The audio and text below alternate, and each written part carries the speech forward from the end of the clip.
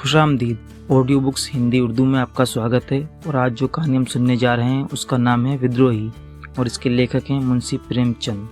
तो आइए शुरू करते हैं।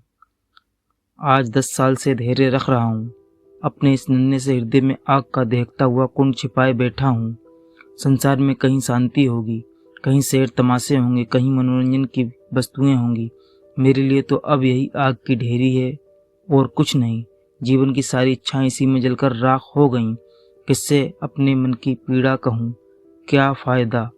जिसके भाग्य में रोना कभी ना ख़त्म होने वाला रोना हो, उसका मर जाना ही अच्छा है। मैंने पहली बार तारा को उस वक्त देखा जब मेरी उम्र 10 साल की थी। मेरे पिता आगरा के एक अच्छे डॉक्टर थे। लखनऊ में मेरे एक चाचा रहते थे। उन्होंने वकालत में काफ़ी धन कमाया था। मैं उन दिनों चाचा ही जी के साथ रहता था। चाचा के कोई संतान न थी, इसलिए मैं ही उनका उत्तराधिकारी था। चाचा और चाची दोनों मुझे अपना पुत्र समझते थे। मेरी माता बचपन ही में परलोक सिधार चुकी थी। माँ की ममता का जो कुछ आशीर्वाद मुझे मिला वह चाची जी का ही देन थी। वही देन मेरे उस मात्र प्रेम से वंचित बचपन की सारी पूंजी थी। चाचा साहब के पड़ोस में हमारी बिरादरी के एक बाबू साहब और रहते थे। वे रेलवे विभाग में किसी अच्छे पद पर थे। 200-250 रुपये पाते थे। नाम था बिमल चंद्र। तारा उन्हीं की पुत्री थी।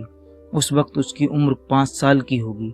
बचपन का वह दिन आज भी आंखों के सामने है जब तारा एक फ्रॉक पहने, बालों में एक गुलाब का फूल गूंथे हुए मेरे सामने आकर खड़ी हो गई।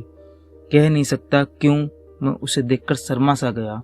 मुझे वह देवताओं की बेटी जैसी मालूम हुई, जो सुबह के सुगंध और प्रकाश से रंगे हुए आकाश से उतर आई हो। उस दिन से तारा अक्सर मेरे घर आती।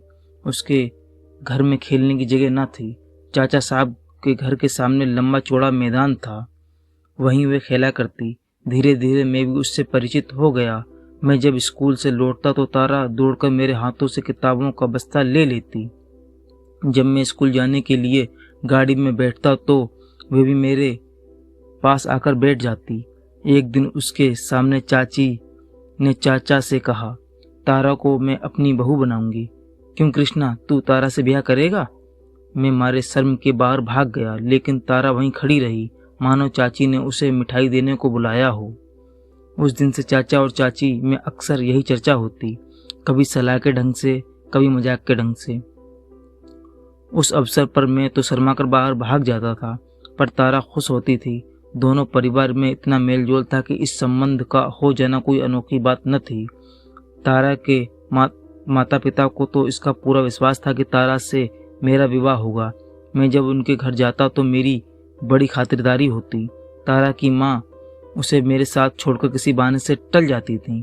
किसी को अब इसमें शक न था कि तारा ही मेरे हृदय की स्वामिनी होगी।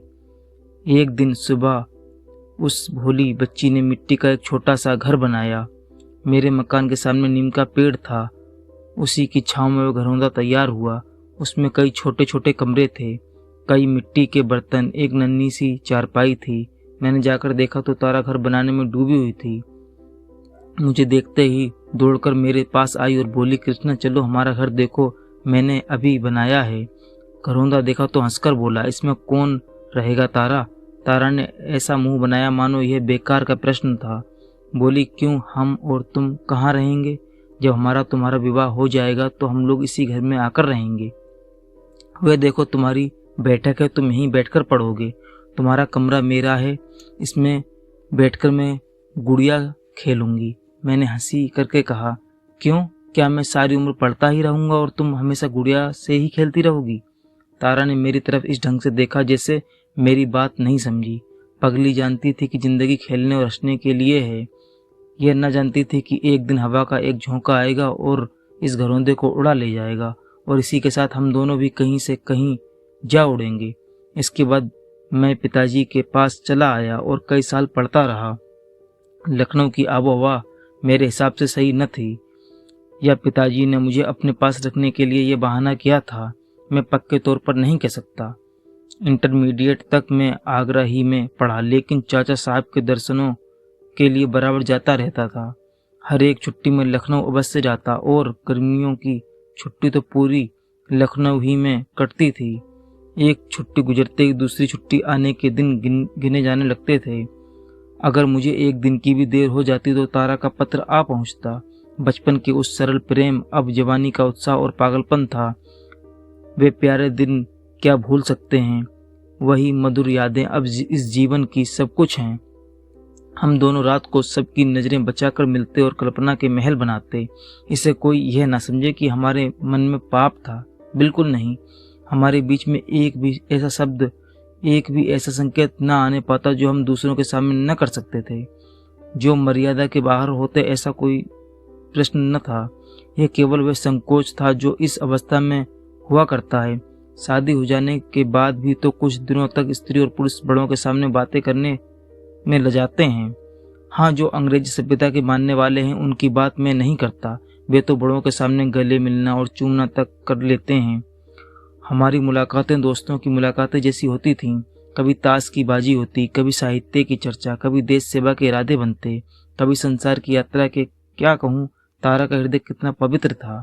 अब मुझे ज्ञात हुआ कि स्त्री कैसे पुरुष पर नियंत्रण कर सकती है, बुरे इंसान को कैसे पवित्र बना सकती है। एक दूसरे से बातें करने में, एक दूसरे के सामने बैठे रहने में हमें अत्यधिक आनंद होता था। फिर प्रेम की बातों की जरूरत वहाँ होती है जहाँ अपने अटूट प्रेम, अपनी बड़ी श्रद्धा, अपने पूर्ण त्याग का विश्वास दिलाना होता है। हमारा संबंध तो स्थिर हो चुका था, केवल रस्में बाकी थीं। वह मुझे अपना पति समझती थी, मैं उसे अपनी पत्नी समझता था।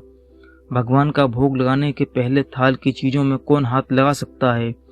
हम दोनों में कभी कभी लड़ाई भी होती थी और कई कई दिनों तक बातचीत की नौबत न आती, लेकिन गलती कोई करे मनाना उसी को पड़ता था। मैं जरा सी बात पर गुस्सा हो जाता था। वह हंसमुख थी, बहुत ही सहनशील, लेकिन उसके साथ ही स्वामिनी भी ऊंचे दर्जे की थी।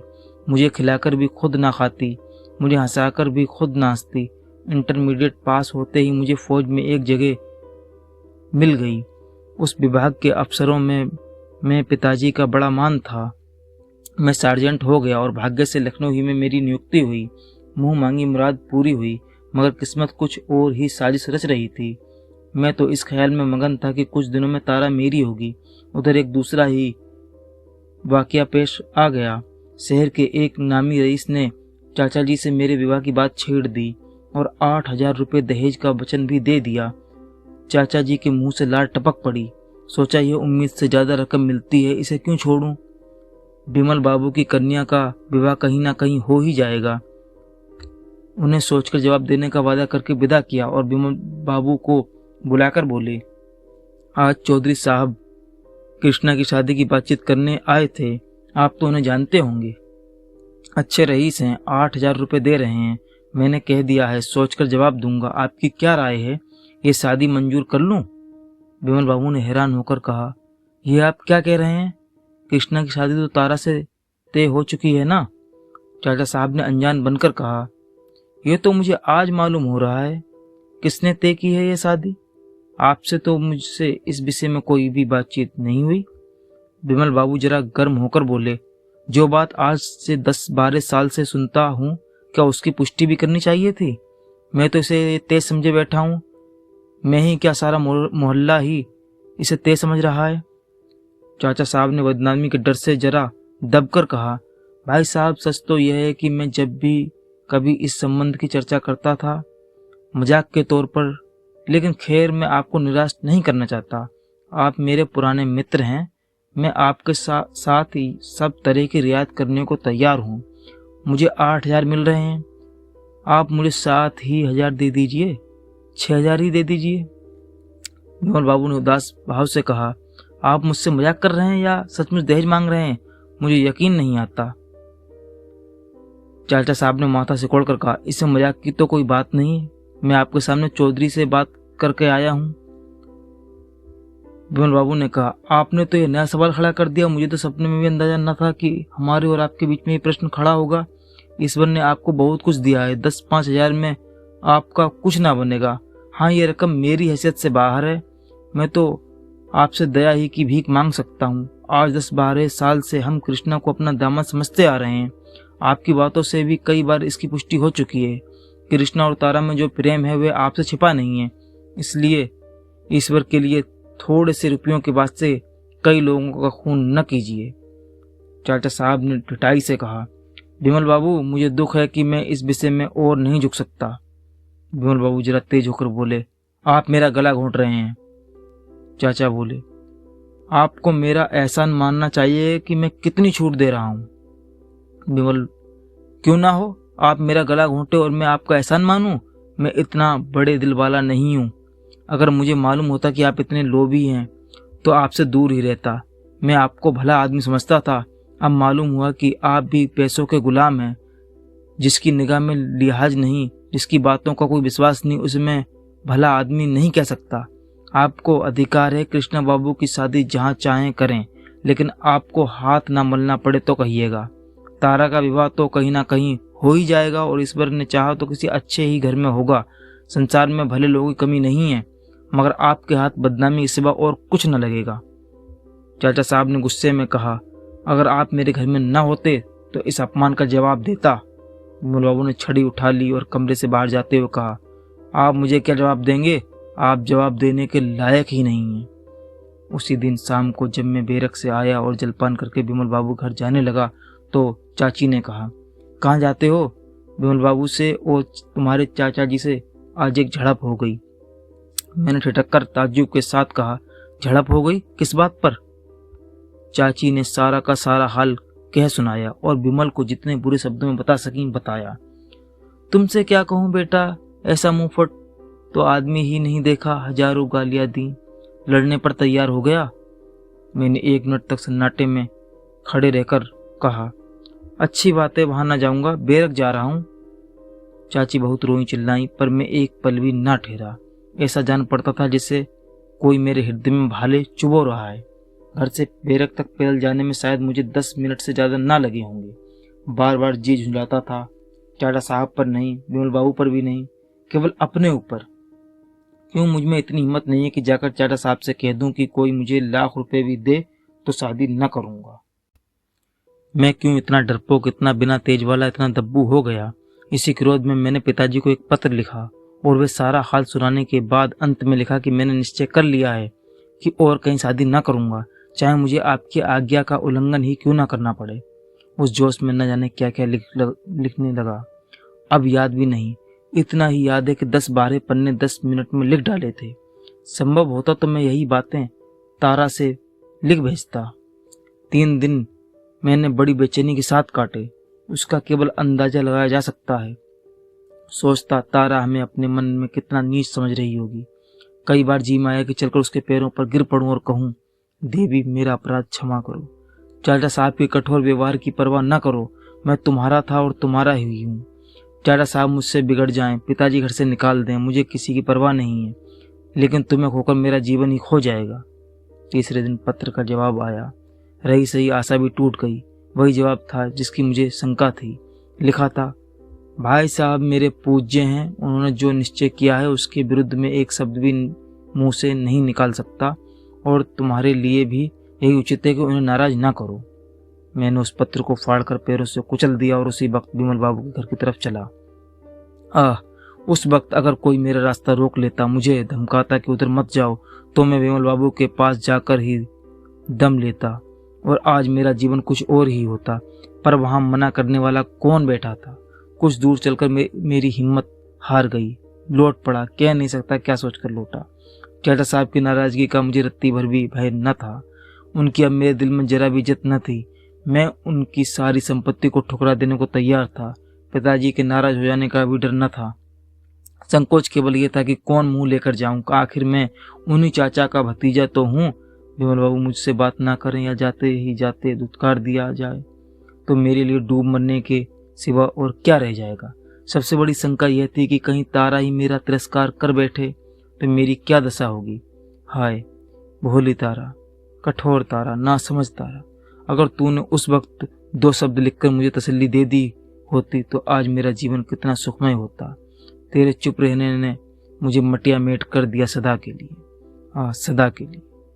3 दिन फिर मैंने दुख की आग में जलकर काटे। ठान लिया था कि अब किसी से ना मिलूंगा। सारा संसार मुझे अपना शत्रु सा दिखता था। तारा पर भी क्रोध आता था। चाचा साहब की तो सूरत से मुझे घृणा हो गई। मगर तीसरे दिन शाम को चाचा जी का संदेश पहुंचा। मुझसे आकर मिल जाओ। जी मैं तो आया, लिख दूं, मेरा आपसे कोई संबंध नहीं, आप समझ लीजिए मैं मर गया। मगर फिर उनके स्नेह और उनके उपकारों की याद आ गई। खरी खरी सुनाने का भी अच्छा अवसर मिल रहा था। हृदय में युद्ध का नशा और जोश भरे हुए मैं चाचा जी की सेवा में पहुंच गया। चाचा जी ने मुझे सिर से पैर तक देखकर कहा, क्या आजकल तुम्हारी तबीयत अच्छी नहीं है? आज राय साहब सीताराम पधारे थे, तुमसे कुछ बात करना चाहते हैं। कल सुबह मौका मिले तो चले आना, या तुम्हें लौटने की जल्दी ना हो तो मैं इसी वक्त बुला भेजूं। मैं समझ गया कि ये राय साहब कौन है, लेकिन अनजान बनकर बोला, ये राय साहब कौन है? मेरा तो उनसे परिचय नहीं है। चाचा जी ने लापरवाही से कहा, अजी ये वही महाशय हैं जो तुम्हारे ब्याह के लिए पीछे पड़े हुए हैं। शहर के रईस और ऊंचे खानदान के आदमी हैं। लड़की भी बहुत अच्छी है, कम से कम तारा से कई गुनी अच्छी। मैंने हाँ कर लिया है, तुम्हें भी जो बात पूछनी उनसे पूछ लो। मैंने गुस्से के उमड़ते हुए तूफान को रोक कर कहा, आपने ना कहा कि मैं अपना विवाह नहीं करना चाहता? चाचा जी ने मेरी तरफ आंखें फाड़ कर कहा, क्यों? मैंने उसी निर्दयता से जवाब दिया, इसीलिए कि मैं इस विषय में आजाद रहना चाहता हूँ। चाचा साहब ने जरा नर्म होकर कहा, मैं अपनी जुबान दे चुका हूँ, क्या तुम्हें इसका कुछ ख्याल नहीं है? मैंने भी उद्दंडता से जवाब दिया, जो बात पैसों पर बिकती है उसके लिए मैं अपनी जिंदगी नहीं खराब कर सकता। चाचा साहब ने गंभीर भाव से कहा, ये तुम्हारा आखिरी फैसला है? जी हाँ, आखिरी। पछताना पड़ेगा। आप इसकी चिंता ना करें, आपको कष्ट देने ना आऊंगा। अच्छी बात है। ये कहकर वे उठे और अंदर चले गए। मैं कमरे से निकला और बैरक की तरफ चला। सारी पृथ्वी चक्कर खा रही थी, आसमान नाच रहा था और मेरी देह हवा में उड़ी जाती थी। मालूम होता था पैरों के नीचे की जमीन है ही नहीं। बैरक में पहुंचकर मैं पलंग पर लेट गया और फूट फूट कर रोने लगा। माँ बाप, चाचा चाची, धन दौलत सब कुछ होते हुए भी मैं अनाथ था। उफ, कितना निर्दयी चोट थी मेरे दिल पर। सुबह हमारे रेजिमेंट को देहरादून जाने का हुक्म हुआ। मुझे जैसे रास्ता मिल गया। अब लखनऊ काटने को दौड़ता था, उसके गली कूचों तक से नफरत। एक बार जी में आया चलकर तारा से मिल लूं, मगर फिर वही शंका हुई कि कहीं उसने बात नहीं की तो विमल बाबू इस हालत में भी मुझसे उतना ही प्यार दिखाएंगे जितना अब तक दिखाते आए हैं। इसका मैं यकीन न कर सका। पहले मैं एक अमीर परिवार का चिराग था, अब एक अनाथ युवक जिसे मजदूरी के सिवा और कोई सहारा नहीं था। देहरादून में अगर कुछ दिन में शांति से रहता तो शायद मेरा घायल हृदय संभल जाता और मैं विमल बाबू को मना लेता, लेकिन वहां पहुंचे एक हफ्ता भी ना हुआ था कि मुझे तारा का पत्र मिल गया।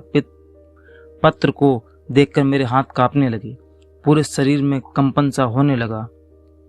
शायद शेर को सामने देखकर मैं इतना भयभीत न होता, हिम्मत ही ना पड़ती थी कि उसे खोलूं। वही लिखावट थी, वही मोतियों की लड़ी जिसे देखकर मेरे आंखें तृप्त हो जाती थीं, जिसे चूमता था और हृदय से लगाता था। वही काले अक्षर आज नागिनों से भी ज्यादा डरावने मालूम होते थे। अंदाजा लगा रहा था कि उसने क्या लिखा होगा, पर अंदाजा पत्र के विषय तक न पहुंच सका। आखिर एक बार कलेजा मजबूत करके मैंने पत्र खोल डाला। देखते ही आंखों के सामने अंधेरा छा गया। मालूम हुआ किसी ने शीशा पिघलाकर पिला दिया हो। तारा का विवाह तय हो गया था। शादी होने में कुल 24 घंटे बाकी थे। उसने मुझसे अपनी भूलों के लिए माफी मांगी और विनती की कि मुझे भुला मत देना। पत्र का अंतिम वाक्य पढ़कर मेरी आंखों से आंसुओं की लड़ी लग गई। लिखा था, यह अंतिम प्यार लो। अब आज से मेरे और तुम्हारे बीच केवल दोस्ती का नाता है, मगर कुछ और समझूं तो वह अपने पति के साथ अन्याय होगा, जिसे शायद तुम सबसे ज्यादा नापसंद करोगे। बस इससे अधिक और ना लिखूंगी। बहुत अच्छा हुआ कि तुम यहाँ से चले गए। तुम यहाँ रहते तो मुझे और भी दुख होता। मगर प्यारे, अपनी इस अभागी तारा को भूल न जाना। तुमसे यही अंतिम निवेदन है।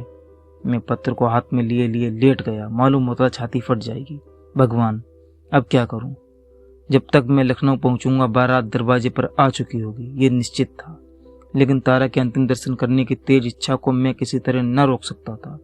वही अब जीवन की अंतिम इच्छा थी।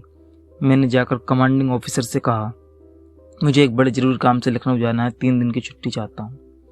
साहब ने कहा, अभी छुट्टी नहीं मिल सकती, मेरा जाना जरूरी है। तुम नहीं आ सकते? मैं किसी तरह नहीं रुक सकता। तुम किसी तरह नहीं जा सकते। मैंने और अधिक आग्रह ना किया, वहां से चला आया। रात की गाड़ी से लखनऊ जाने का निश्चय कर लिया। सेना के दल जिसे कोर्ट मार्शल कहते हैं, मुझे अब उसका भी डरना था। जब मैं लखनऊ पहुंचा तो शायद शाम हो गई थी। कुछ देर तक मैं प्लेटफॉर्म से दूर खड़ा होकर अंधेरा होने का इंतजार करता रहा। तब अपनी किस्मत के नाटक का सबसे भयानक हिस्सा देखने चला। बारात दरवाजे पर आ गई थी। गैस की रोशनी हो रही थी। बाराती लोग जमा थे। हमारे मकान की छत तारा की छत से मिली हुई थी। रास्ता पुरुषों के कमरे की बगल से था। चाचा साहब शायद कहीं सैर करने गए हुए थे। नौकर चाकर सब बारात की रौनक देख रहे थे। मैं चुपके से सीढ़ियों पर चढ़ा और छत पर जा पहुंचा। वहां उस वक्त बिल्कुल सन्नाटा था। उसे देखकर मेरा दिल भर आया। हाय, यही वो जगह थी जहां हमने प्रेम के पल बिताए थे। यहीं मैं तारा के साथ बैठकर जिंदगी के इरादे बनाता था। यह स्थान मेरी आशाओं का स्वर्ग और मेरे जीवन का तीर्थ था। इस जमीन का एक एक कण मेरे लिए मीठी यादों से पवित्र था। पर हाय, मेरे हृदय की भांति आज वह भी उजाड़, सुनसान और अंधेरा था। मैं उसी जमीन से लिपटकर खूब रोया, यहाँ तक कि हिचकियां बन गईं। काश उस वक्त तारा वहां आ जाती तो मैं उसके चरणों पर सिर रखकर हमेशा के लिए सो जाता। मुझे ऐसा महसूस हुआ कि तारा की पवित्र आत्मा मेरी हालत पर रो रही। आज भी तारा यहाँ जरूर आई होगी। शायद इसी जमीन पर लिपटकर वह भी रोई होगी। उस भूमि से उसके सुगंधित बालों की महक आ रही थी। मैंने जेब से रुमाल निकाला और वहां के धूल जमा करने लगा। एक पल में मैंने सारी छत साफ कर डाली और अपनी इच्छाओं की इस राख को हाथ में लिए घंटों रोया। यही मेरे प्रेम का इनाम है। यही मेरी पूजा का वरदान है। यही मेरे जीवन की पूंजी है। हाय री बुरी आशा। नीचे विवाह की रस्में हो रही थीं। ठीक आधी रात के समय दुल्हन मंडप के नीचे आई। अब फेरे होंगे। मैं छत के किनारे चला आया और वह दिल दहला देने वाला दृश्य देखने लगा। बस यही मालूम हो रहा था कि कोई हृदय के टुकड़े के डालता है।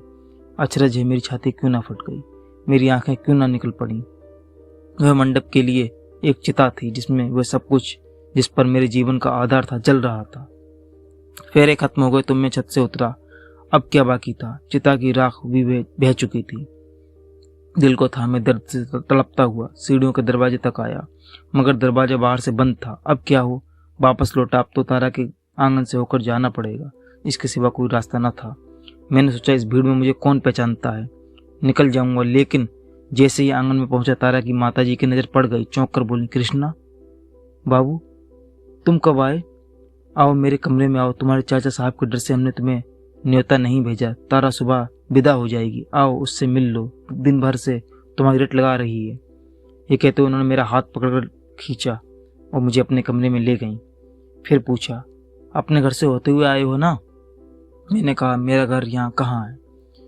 क्यों, तुम्हारे चाचा साहब नहीं है? हाँ, चाचा साहब का घर है।